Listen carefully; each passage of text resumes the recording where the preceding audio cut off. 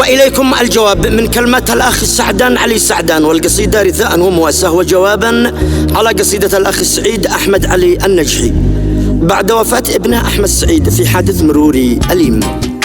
بسم الله ما لي سواه بيسمع دعاء من دعاه، أدعي له وراجي رضاه يا واحد أحد يا مجيد. يا ربي عليك الركون يا ذي ما تراه العيون، لا خابت لعبدك ظنون يقرب من حبال الوري. واصلي لطه الرسول المرسول وابو البتول، من صلى لطه ينول اشفع له بيوم الوعي. سعدا قال بدع الخبر شفت اقوال شاعر شعر، اما الحزن لا من تشعر من بعد الحروف والقصيد. جت من اخ كبير الثقال ذي قدره يهز الجبال، النجحي حروف عسال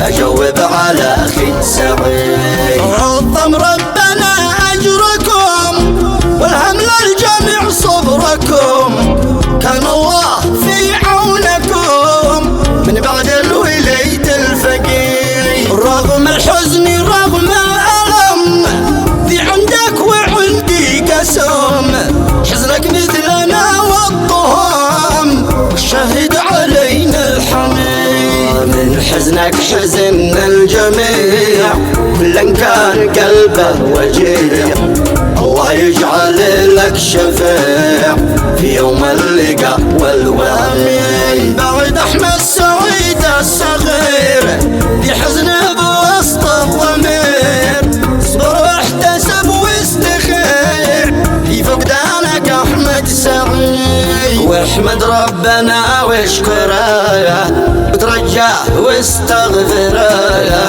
في حكمه وما قدره، حكم الله له ما يريد. اتحمد لما الله فرض منه بايجيك العوض، تلقى خير زايد وحاض الصبر اجوره تزيد. ماشي من مقدر حذر او مهرب ولا بمفر، الصابر قفا ما صبر يلقى خير ربه اكيد. قد رديت واجوبي وشارك حزن صاحبي، وافعل جانبه واجبي هو في ورجع لجي. انت الاخ وانت الشقيق وانت صاحبي والصديق، لك تقديري غالي عليك واقسم لك قسم